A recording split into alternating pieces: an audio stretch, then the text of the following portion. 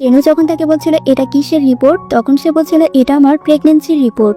Xiao মনে মনে বলছিল লি শ্যাংশ্যাং তুমি মরে যাবে আর চেনু সেটা জানতেও পারবে না। এদিকে তো গুইয়ানলিন শ্যাংশ্যাংকে ফোন দিচ্ছিল, কিন্তু শ্যাংশ্যাং ফোন রিসিভ করছিল না। গুইয়ানলিন তো টেনশনে পড়ে যায়, কারণ তার কলটা কেটে তাকে ব্লক করে দেয়। শ্যাংশ্যাংকে ডিভোর্স করার পর চেনু তার রুমে এসে শ্যাংশ্যাংয়ের কোনো জামা কাপড়, কোনো পোশাক না দেখতে পেয়ে তার খারাপ লাগে।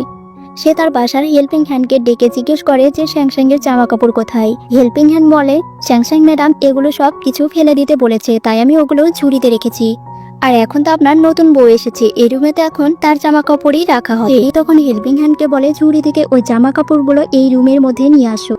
জিয়াও তো বাইরে থেকে সব কথাগুলো শুনে নেয়। এর পরের সিনে আমরা অন্য ঘটনা দেখতে পাই। গুই ইয়ানলিনের চাচা টেনশন করছিল, কারণ সে গুই ইয়ানলিনের বাবাকে মেরে ফেলেছিল। আর সাম্প্রতিক গুই ইয়ানলিন এই বিষয়ে তথ্য সংগ্রহ করার চেষ্টা করছে। আসলে গুই ইয়ানলিনের চাচা তার দাদু থেকে সম্পত্তি নিয়ে সব সম্পত্তির মালিক সে একাই হতে চেয়েছিল, কিন্তু তার দাদু তাকে ভালোবাসতো না। এরপর তার চাচার লোকেরা তো গুই ইয়ানলিনকেও অ্যাট্রাক্ট করে, আর গুই ইয়ানলিন মাথায় খুব বেশি আঘাত পেয়ে যায়। আর আঘাত পর তার ছোটবেলার সে মানসিক রোগটি জেগে ওঠে। গুইয়ানলিনের অ্যাসিস্ট্যান্ট তখন লি শ্যাংশ্যাংয়ের কাছে ফোন দেয় যে গুইয়ানলিনের এখন বিপদ। লি শ্যাংশ্যাং তখন গুইয়ানলিনকে বাঁচাতে আসে। গুইয়ানলিনকে এই অবস্থায় দেখতে পেয়ে সে তো আতঙ্কিত হয়ে যায়, আর গুইয়ানলিন তাকে চিনতে পারছিল না। শ্যাংশ্যাং বারবার তার কাছে তার নিজের পরিচয় আর নাম বলছিল, কিন্তু তবুও সে চিনতে পারছিল না। গুইয়ানলিন তো প্রায় পাগলের মতো হয়ে যায়, তার হাতে কামড়ে দেয়। শ্যাংশ্যাং গুইয়ানলিনকে বলে আমি আর কখনো তোমাকে ছেড়ে যাব না, আমি তোমাকে ভালোবাসি। তার অ্যাসিস্ট্যান্ট এসে তখন বলে বস শুধু লি শ্যাংশ্যাং নামের একটা মেয়েকেই চেনে, যেটা 18 বছর আগের ঘটনা। লি শ্যাংশ্যাং নামের একটা 6 বছর বয়সী ছোট্ট মেয়েকে সে শিশু পাচারকারীর হাত থেকে বাঁচায়।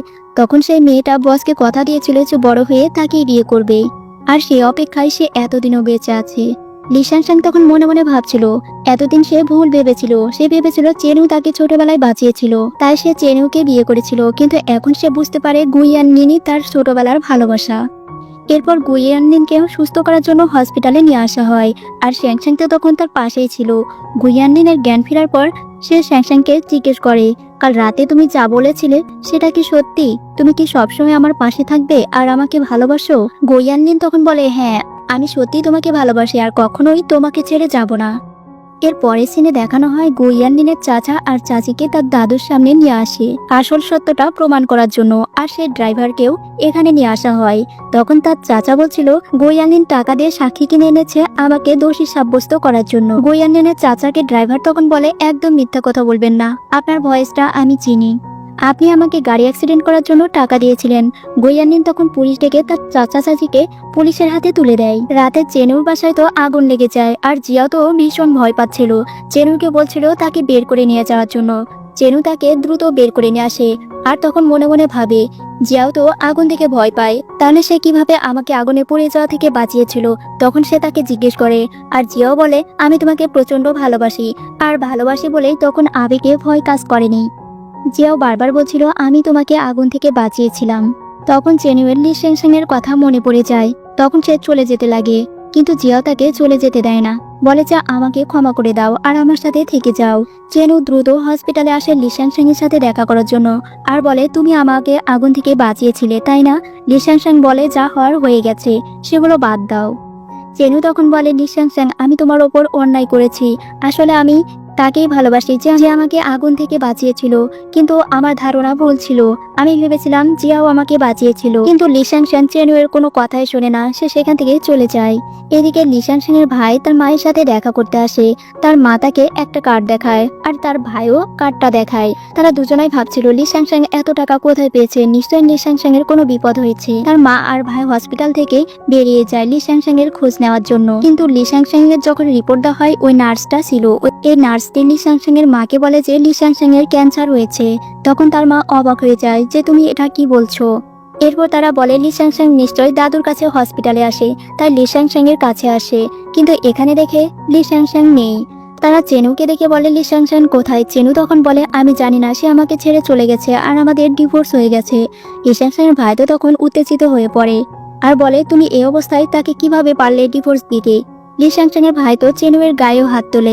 সে বলে লি শ্যাংশ্যাং এখন ক্যান্সারে ভুগছে আর তুমি তাকে একা ছেড়ে দিয়েছো। চেনু এই কথা শোনার পর তো সেখানে আর এক মুহূর্তও দাঁড়ায় না, তার মনে পড়ে যায় সে রিপোর্টটির কথা যেটা জিয়াও তাকে মিথ্যা বলেছিল।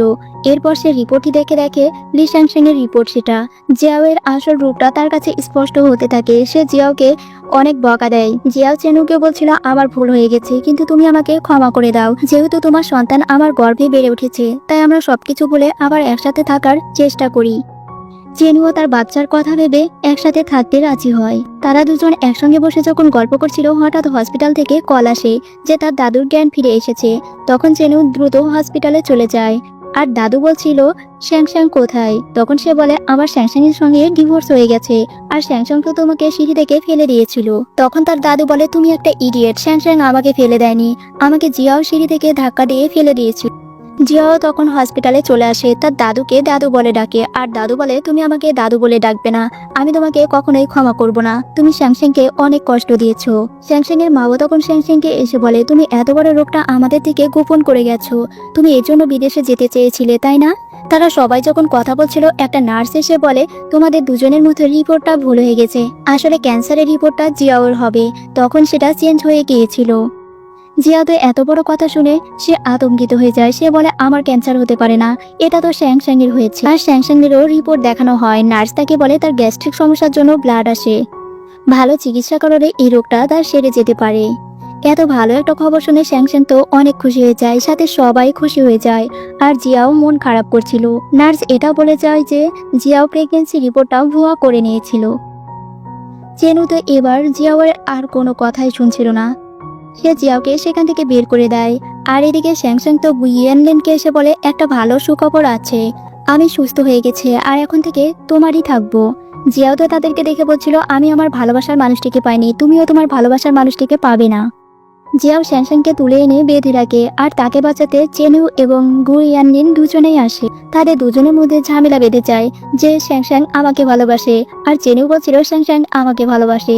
তখন শ্যাংশ্যাংকে বলতে বলা হলে শ্যাংশ্যাং বলে আমি গুইয়ানলিনকে ভালোবাসি, আমি এতদিন ভুল জেনেছিলাম যে চেনু আমাকে বাঁচিয়েছে, কিন্তু আমি এখন সঠিকটা জানি, আমি গুইয়ানলিনকেই ভালোবাসি। লি শ্যাংশ্যাংকে বাঁচাতে তারা দুজনাই মরতে দ্বিধাবোধ করে না। তখন জিয়াও বলে লি শ্যাংশ্যাং এর মধ্যে এমন কি গুণ আছে যে তার জন্য তোমরা দুইটা মানুষই মরতে রাজি। দেখছি তোমাদের সবারই মরার ইচ্ছা আছে, তাহলে সবাই একসঙ্গে মরে যাও। এ বলে সে আগুন জ্বালিয়ে দেয়। গুইয়ানলিন লি শ্যাংশ্যাংকে বাঁচায়, আর জিয়াও তো পেছন থেকে চেনুকে তার ছুরি দিয়ে আঘাত করে। চেনুয়ের সামনে দিয়ে গুইয়ানলিন লি শ্যাংশ্যাংকে কোলে নিয়ে চলে যায়। তখন চেনু নিজেকে খুব অসহায় মনে করছিল। লি শ্যাংশ্যাং এর মায়ের অপারেশন সাকসেসফুল হয়, আর লি শ্যাংশ্যাং এর ভাইও বলে সে এখন ভালো হয়ে গেছে আর জুয়া খেলবে না, এখন সে একটা দোকান করতে চায়।